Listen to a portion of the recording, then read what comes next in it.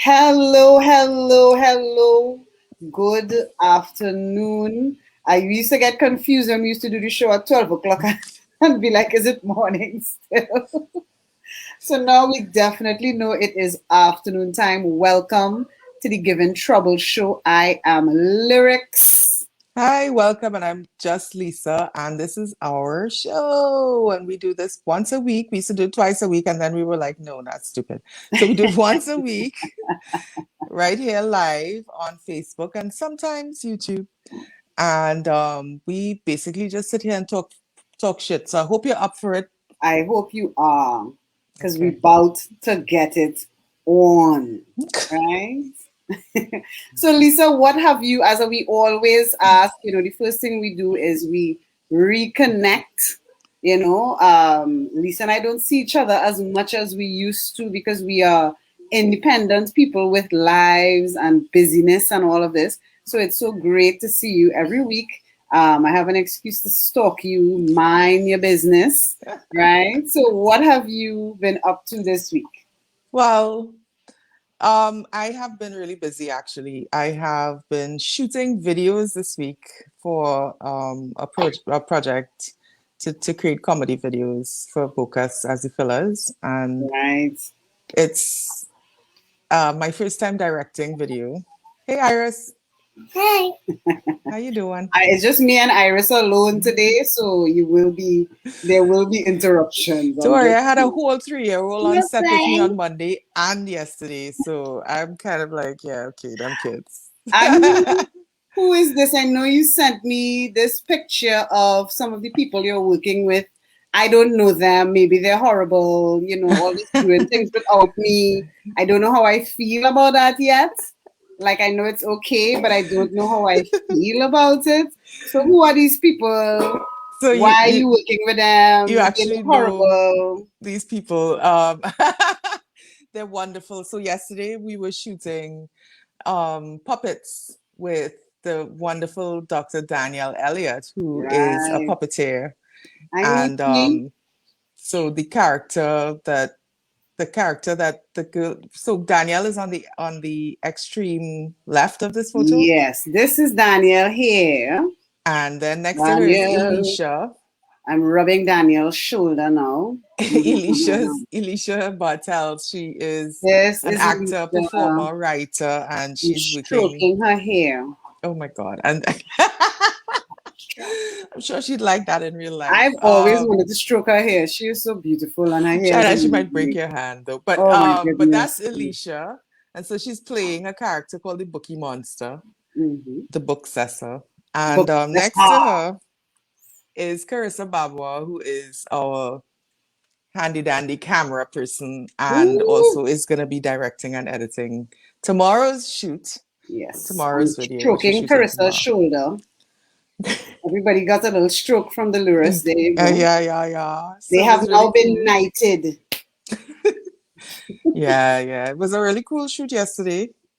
And playing well. Like I had several moments where I looked up and was like, thank you, Lord, for giving me a job where I could play with Dolly whole day and it's a legitimate thing. It's a I legitimate thing. I know. could sit down and play with the Dolly and be like, this is work, bitch, work. I love it. But that's the blessing. That is definitely a blessing. I know you have some news as well about your book, right? So tell me about it. You fancy lady. She's a guys. I'm so fed up of her. You all have no idea how fed up I am of this woman.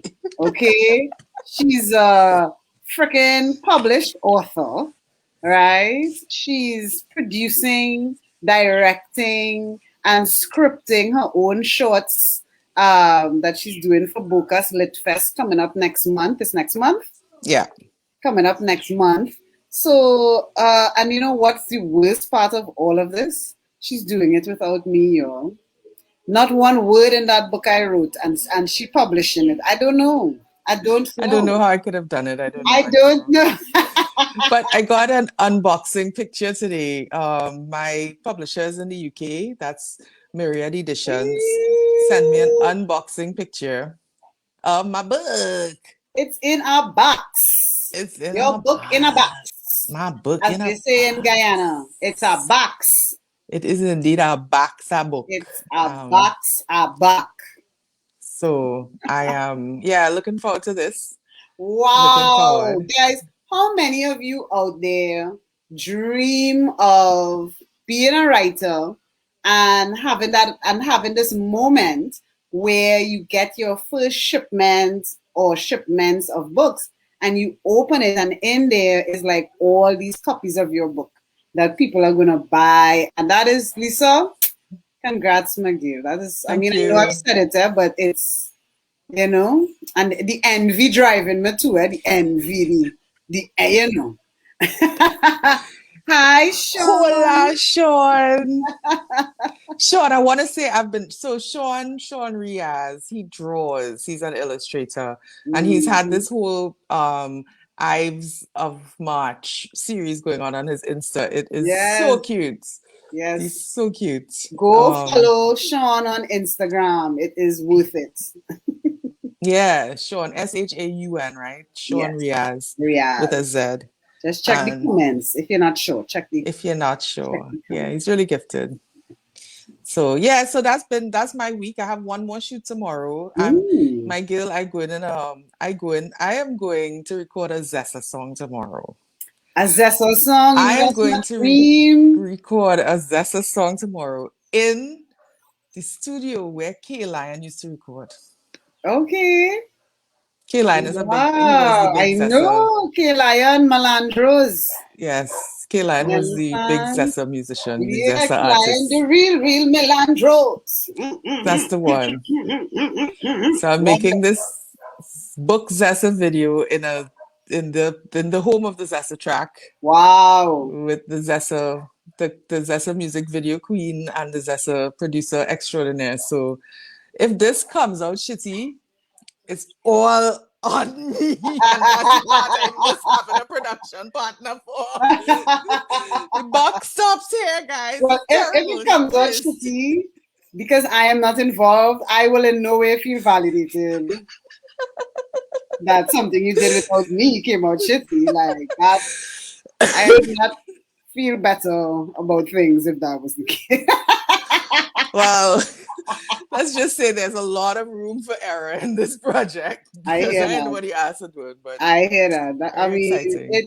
It's tough, but I know you're going to do a great job. I'm definitely not worried. Okay, so you shouldn't be. Thank you. I'm doing nothing. No, you're doing things. You have two whole children of mine, you know. My children big. Listen, one of my children in Atlanta and the next one in the Dominican Republic. I just literally be calling them like, how are they going? Well, they didn't call me for days. Are you all right? Because they have no time stupid women. Click. Meanwhile, you are like life.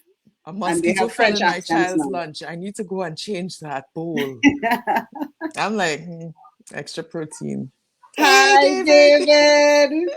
We miss you too. And look at that fabulous hat you're wearing. Wow. That is a fabulous hat. I'm not able with them. So what about you? What you been up to for this last week? What's been going on? Well, I am working on a super secret documentary project for a big international distributor.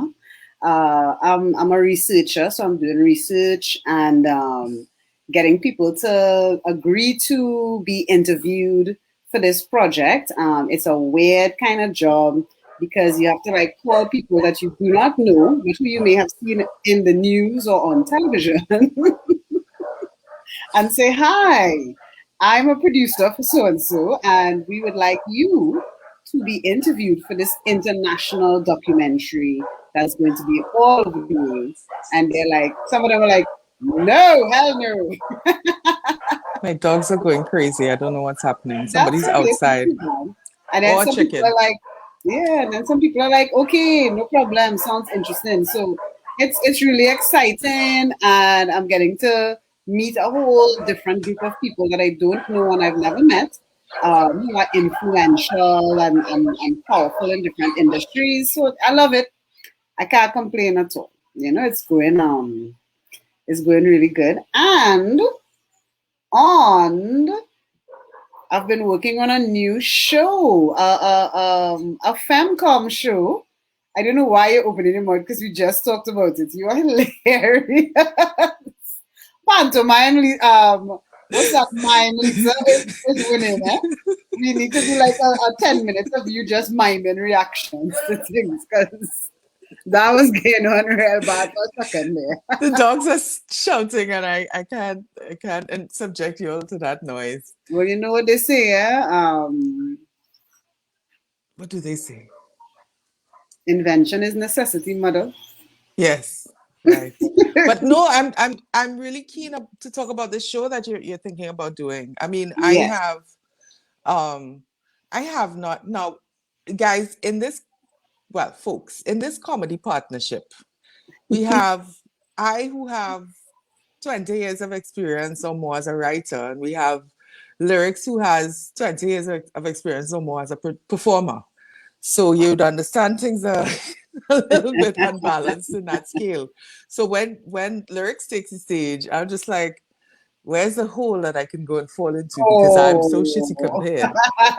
But you know, I That's mean, how I feel when you give me critique on my scripts. You're like, so it's like, you know, it's a stories. real partnership where, you know, we bring different strengths to the table. And so Complementary skills. because of the lockdown, we've not been performing as much. We've hardly been performing at all. And so, you know, as the lockdown seems like it's, well, not lockdown, but you understand this, the contraction of Quarantine, entertainment yeah. and stuff like that because of the COVID. So now that we're kind of feeling ourselves a little bit freer, you know, with the idea of a vaccine, with the idea of, you know, we still have one of the lowest infection rates in the world, bless God. You know, we've been really doing well with controlling the pandemic here in Trinidad and Tobago. So we're feeling a little more confident. So Lyrix had her show, the Revenge of King Jab. Jab. Yes. And so now we feel, well, okay, that went well. So it's time to try something again and get back on stage. So I'm happy Yes. that you know you're taking the initiative to start this. Looking forward. I don't know if I could Yes. still perform though. I don't know. I I would might love stand up in front of a mic and be like this. Well, I would love for you to MC. You know, you're a great MC, and that way you could try out your jokes slow, however you want. But I do love your sense of humor, as you know. I guess it's not for everyone, but I loved it. I always remember when you made those menstrual cup jokes in the earlys, and you stopped doing them because people were grossed out. But No, I I stopped loved doing it. them because Amy Schumer stole my joke. I told you Oh this. yes, Amy Schumer stole your joke. I remember now. We should not do this on air. Amy Schumer be like, "Bitch, stole what?" No. I cool. I'm very confident with saying in any audience, anywhere in the world, Amy Schumer stole my menstrual cup joke. Damn, Amy She Schumer. made Why it you better. think I'm like not mad that? at her. She made it But better. Okay. but I can't now do the joke because it looks like I'm stealing Amy Schumer's joke. That's the problem, eh? That's the problem. That's the problem. So, but yeah. You go, girl. You go, Amy So, Schumer. You so want to I've steal more been of my material? Just call my name, bitch. So this showcase, it is a show for comedians, stand-up comedians primarily, to have a comedy workout, you know, to exercise our comedy because we have not been able to perform for such a long time. And honestly, doing stand-up comedy without an audience is very, very hard.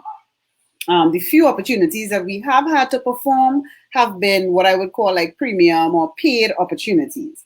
So you don't want to try out new things that you don't know if they will score or not, you know. So you tend to kind of stick to the stuff that you know. As a comedian, I have about 20 to 30 minutes of really good stand up that I could fall back on anyway. I could go anywhere in the world and perform it. And I feel confident I will hit, you know, somebody will laugh, or plenty of people will laugh. But you know, I need to develop new content. I want to have at least an hour by the end of this year, which is a big goal. So I'm hosting this show, the Comedy Workout, in hopes that not just me, but other comedians will appreciate the forum and come and do their new comedy. I'm also opening it up to theatrical monologues, funny calypso. So maybe I could see the Bocas song performed at the show if we get permission. And as well as comedic spoken word, which I already think is really funny anyway, most of it. So there's all these different opportunities to perform, and it's not going to be an open mic. I'd rather know who's performing and have a bit of a theme and put a show together. So Lisa, I need your help. So I think it's going to be very exciting. Once a month, the first Saturday of the month. Mommy, I don't know where it's going to happen yet. Mommy, Just 1 second. when finish. In about 15 minutes. Okay? Mm-hmm. Yeah. So the Mama Life. So that's the show. It's going to be starting on the 1st of May, which is a Saturday, and continuing. So you'll hear more about it. I've been trying to come up with a name. First it was called what? Lyrix's Comedy Workout. And then, or Comedy Workout with Lyrix. That's not bad because the apostrophe was giving me trouble. Lyrix is a issue, right? As Lisa pointed out, right up. Okay. And so we want to change it to Jokey, just Jokey with Lyrix. So I like it. I like it too. I like it. Tell me what you think. Do you like Jokey with Lyrix, or do you like Comedy Workout with Lyrix? All right. So let us know what you think. Which one is better, right? Comedy Workout with Lyrix, or Jokey with Lyrix. That's the two names we're considering. And look, David Sumari coming to stage manage. He have real skills. And Sean says Netflix needs to invest in y'all. The impending Fem Com explosion. Sean, how you know about my WAP? Jokey with Sean voted for Jokey with Lyrix. Thank you, Sean. Thank you. When people look at stand-up comedy, they have no idea that it takes so much work. They literally feel somebody wake up in the morning, scratch their balls, and just go up on the stage and be like, yeah, so, marriage. And, you just go. But it actually is a process where you have to write the material.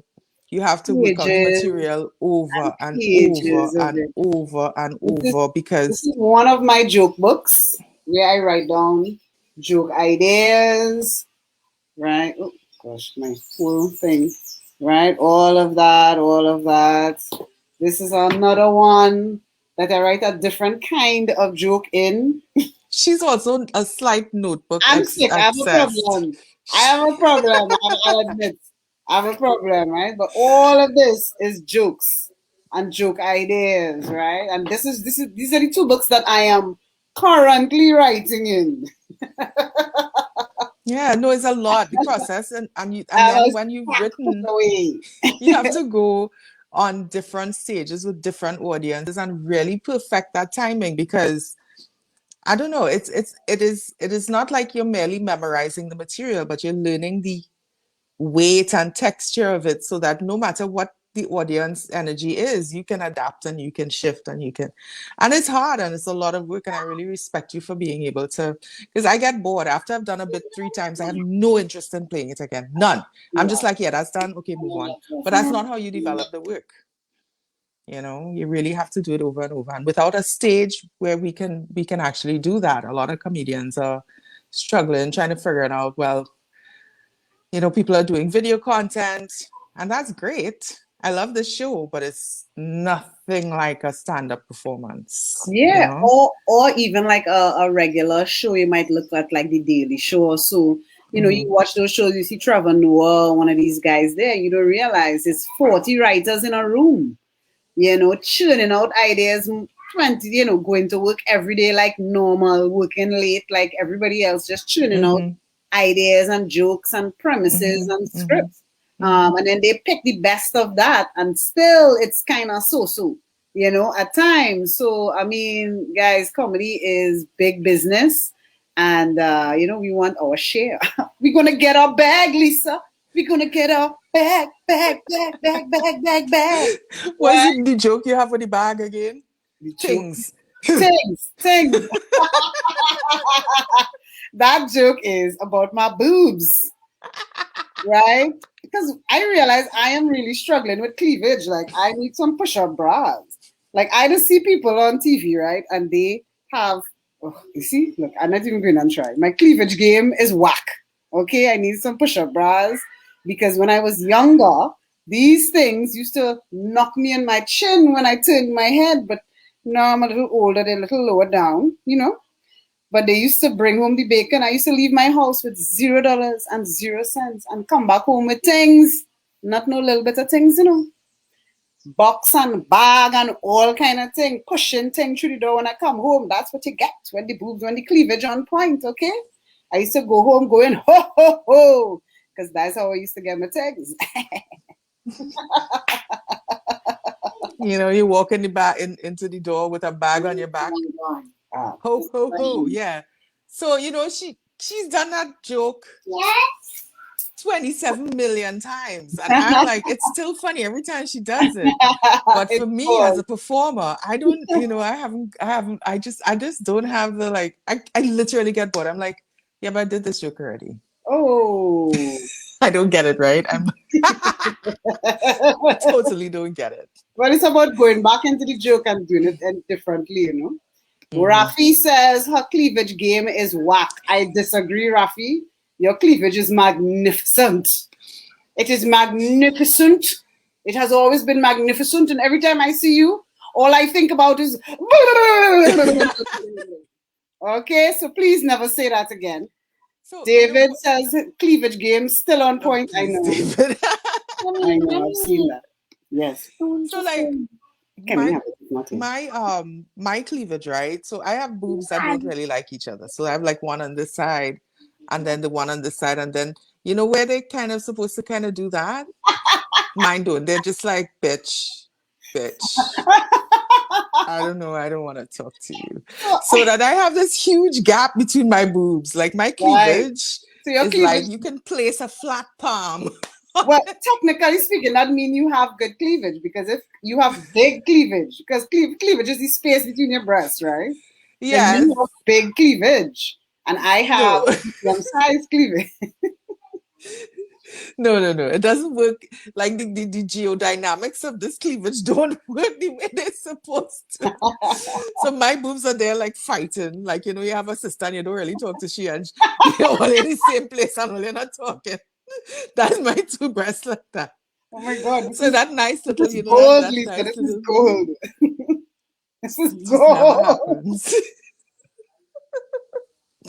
So I really struggled with the cleavage, you see. But, you know, then I was like, you know what? I breastfeed 2 children.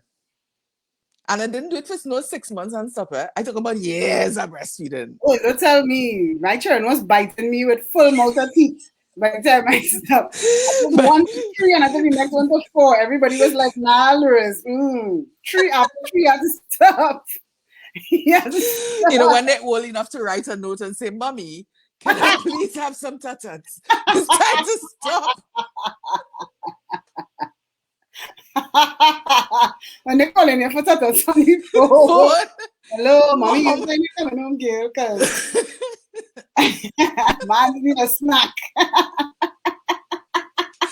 But you know, kids love breastfeeding. Oh. They do. They wouldn't stop unless we like stop them, right? Well, it's the connection. It's the connection. Sean said this chapter of the Netflix special, leave it to cleavage. Sean, you know, I cannot. I love it. Oh. Yeah.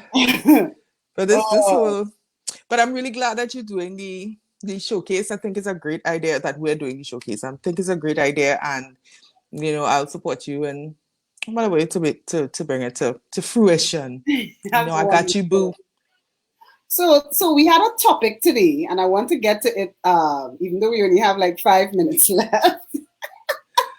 And we keep it strict because we got stuff to do, right? But a few days ago, I took a taxi into Port of Spain because my car got stolen, you stinking mother of bastards. And on the way,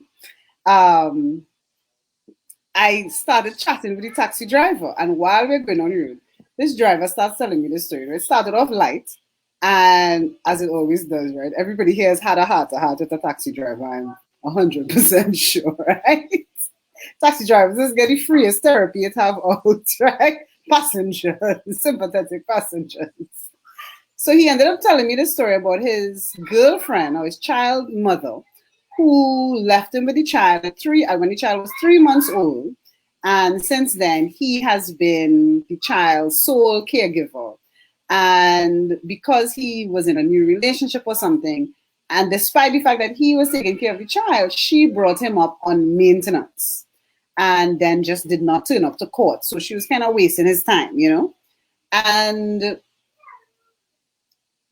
eventually he got fed up of it, and he said he flipped the script on her, and he brought her up for maintenance.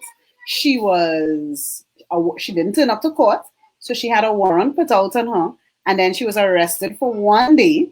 And while she was arrested, and while she spent the day in jail, she promised that she would pay the money, which was school fees money. She would pay the money, and she paid half, and she was released and stuff. I didn't hear the end of the story because I passed my stop and missed it by a block because I was so engrossed in the story. I missed my stop by a block and had to walk back a block to where I was going. But I wasn't mad because the story was so interesting. And I just thought to myself, what is the story with this, with women being brought up on maintenance? There are quite a few and growing number of single fathers out there. And when I did some research, I realized I could not find any stories or many stories about women having to pay child maintenance. What are your thoughts, Lisa, before we go? Well, I have pretty much, I mind both my children, one of them by myself largely. I mean, with the help, enormous help from friends and family, but I was a single mom for, most of my maternal career. And I will say that the financial cost of raising a child is enormous. Whether you're a man or a woman, whoever is raising the child is going to have to literally spend hundreds of thousands, if not millions of dollars. Yeah. Raising a child is an investment. Even a basic level, you ain't sending them university or nothing. You just want them to get through Form 5. It's thousands and thousands and thousands of dollars every year in food, shoes, stationery, medical, all kinds of shit, recreational. You spend thousands of dollars on your kid on dance. Daphne, listen. Right? So it's a huge burden. And if both parents are not pitching in, either with time by minding the child or with money by paying to, get things like daycare, get things like school fees, and just the material stuff that a child needs. Yes, bring their ass up on maintenance. I don't care if it's a man or a woman. That's your child too. You have a responsibility. If you didn't want the child, you could have put it up for adoption. Yeah. You could have thrown away the child. But no, you make child, mind child. It's not like a dog. You could put it in a bag and leave it by the side of the road and just hope somebody else will take it. Or a rubbish truck pass and run it over. You cannot just do that with a child. That is not how we deal with children. You have to mind the child. So well, yes, bring up the woman on maintenance. Yeah. Do I want equality?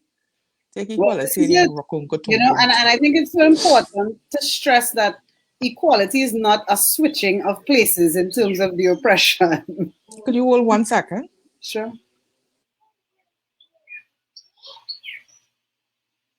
Somebody getting before you. You all right?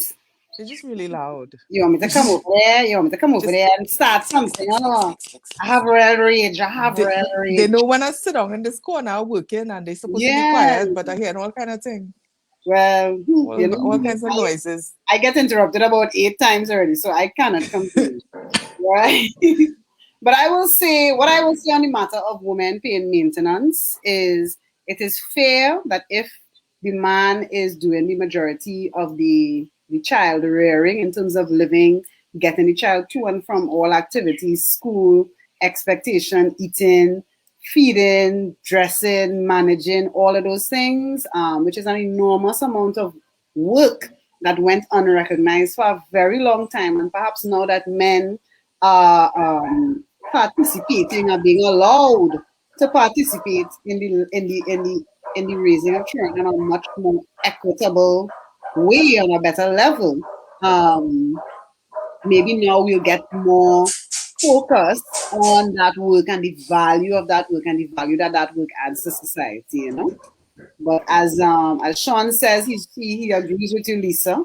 Not everyone has the luxury of choice, but if I can't raise a child well or with everything they need, I'm not having any. This is why I'm not even getting a puppy. Oh, get a dog, Sean. Get a Ah, dog. don't get no dogs, Sean. They're expensive. They need shots. They get parvo. It's all kind Listen, of get a thing. potong dog. A potong dog will But see you dogs just through. get parvo. Now, potongs just get pavo too. Exactly. But get a potong. Yes, you'll have to get the shots and thing, but their diet is so much simpler and they don't get as sick as the thing dogs. Well, I think that's not just good advice for Sean, you know. That's good advice for real people. And like I say to young people, especially young women, when I meet them now, don't have children. Just don't. Let the human race end. We are nonsense on this planet, okay? While I agree with what you're saying Let about the it human race done. being nonsense, I also think that parenting is it's such a beautiful thing. You know, I wouldn't tell people don't have children. I'll say don't have children when you're young. Like when you're really young. I would It's say the just opposite. I would say have children when you're young. So by the time you're 40 and you catch yourself and your sexual libido at its highest peak, your children not in your way. You could be like, bye bitches, you 18, mama gonna get some. yeah, And but then your then, tits are down by your knees. no, that's Who not wants to true. have That stranger sex when your tits are down by your knees? when you Oh, come on. listen, when you have a baby at 16, 17, 18, everything must snap back like spring. My body didn't get that memo, bitch. Well, I don't know, you know, but it has snapped back like spring. Okay? I make a child at 19, I still have stretch marks and no spring. No spring. Anyway, girl, look, it's 32 minutes. Look, we It's went 32 over. minutes, Paulia. We gone. Join us next week, where we might actually even talk about the topic of the show for more than 5-10 minutes. So who knows what will happen? It's very exciting. Thanks. Thanks so much for joining us. And I hope you enjoy the rest of your day. We love you. Stay safe and tell them bring the vaccine quick now. People have things to do. All right.